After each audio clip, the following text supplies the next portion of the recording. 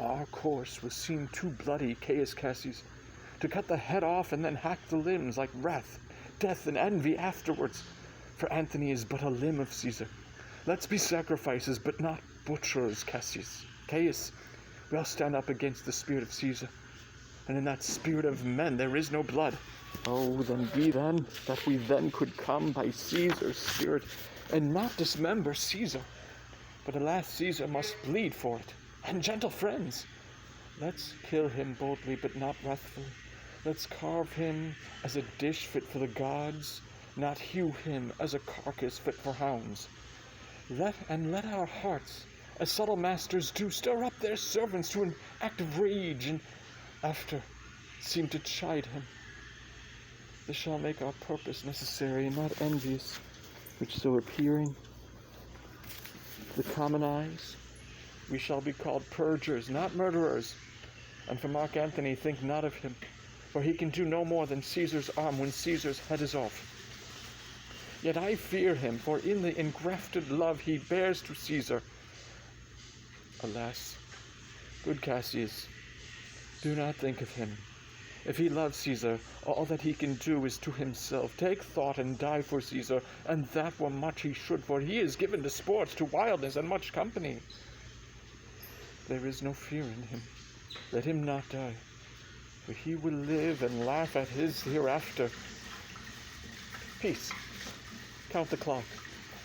The clock hath stricken 3. 'Tis time to part. But it is doubtful yet whether Caesar will come forth today or no, for he is superstitious, grown of late, quite from the vain opinion he held once, of fantasy, of dreams and ceremonies. It may be these apparent prodigies, the unaccustomed terror of this night, and the persuasion of his augurers, may hold him from the capital today. Never fear that. If he be so resolved, I can o'ersway him, for he loves to hear that unicorns may be betrayed with trees, and bears with glasses, elephants with holes, lions with toils, and men with flatterers. But when I tell him he hates flatterers, he says he does. Being then most flattered, let me work, for I can give his humour the true bent, and I will bring him to the capital. Nay, we will all of us be there to fetch him. By the 8th hour, is that the uttermost? Be that the uttermost, and fail not then. Caius Ligarius doth bear Caesar hard, who rated him for speaking well of Pompey. I wonder none of you have thought of him. Now, good Metellus, go along by him. He loves me well, and I have given him reason. Send him but hither, and I'll fashion him. The morning comes upon us. We'll leave you, Brutus, and friends, disperse yourselves, but all remember what you have said, and show yourselves true Romans. Good gentlemen, look fresh and merrily.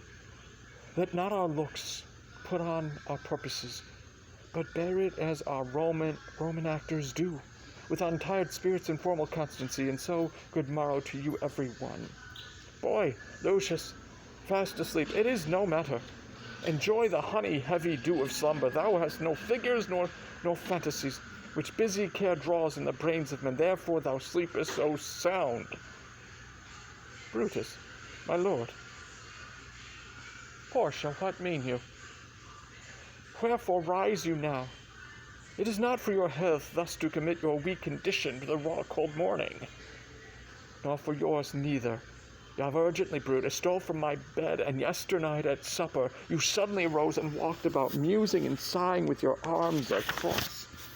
And when I asked you what the matter was, you stared upon me with ungentle looks.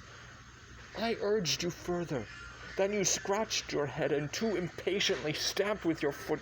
Yet I insisted, yet you answered not, but with an angry wafter of your hand gave sign for me to leave you.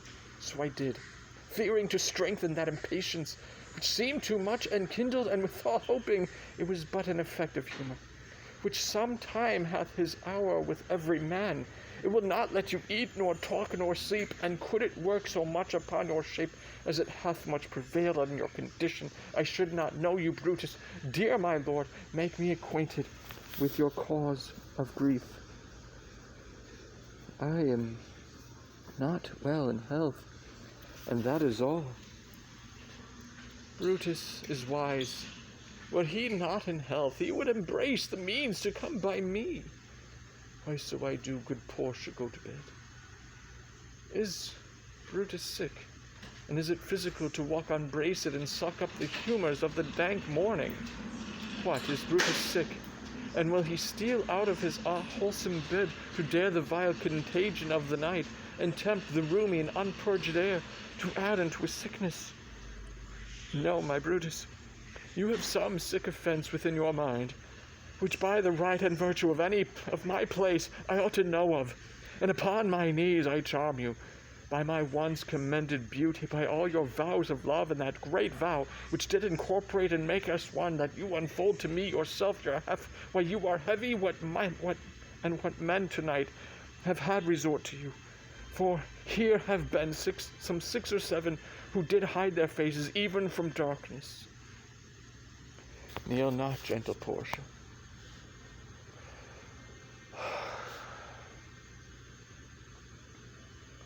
I should not need, if you were gentle, Brutus.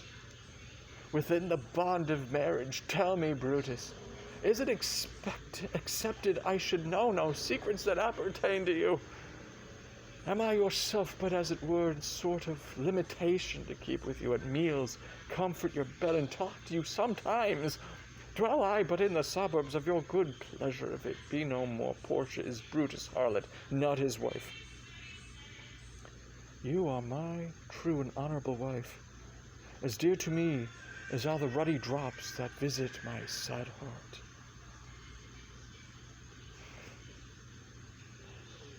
If this were true, then should I know this secret. I grant I am a woman, but withal a woman that Lord Brutus took to wife. I grant I am a woman, but withal a woman well reputed, Cato's daughter. Think you, I am no stronger than my sex, but being so fathered and so husbanded, tell me your counsels. I would not disclose them. I have made strong proof of my constancy, giving myself a voluntary wound here in the thigh. Can I bear that with patience and not my husband's secrets? O ye gods, render me worthy of this noble wife.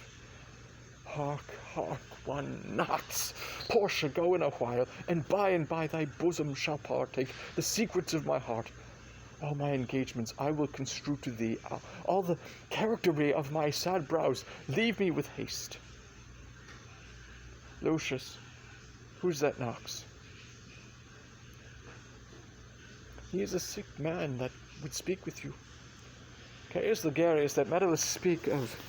Boy, stand aside. Caius Ligarius, how? Vouchsafe good morrow from a feeble tongue. Oh, what a time have you chose, our brave Caius, to wear a kerchief. Would you were not sick? I am not sick if Brutus have in hand any exploit worthy the name of honor. Such an exploit have I in hand, Ligarius. Had you a healthful ear to hear of it. By all the gods that Romans bow before, I here discard my sickness.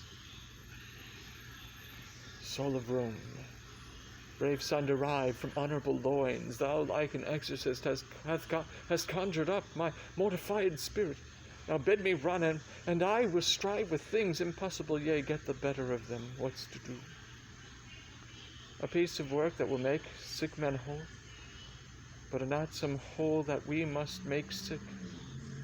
That must be also what it is, my Caius, I shall unfold to thee as we are going to whom it must be done. Set on your foot, and with a heart new fired I follow you, to do I know not what, but it sufficeth that Brutus leads me on. Follow me then.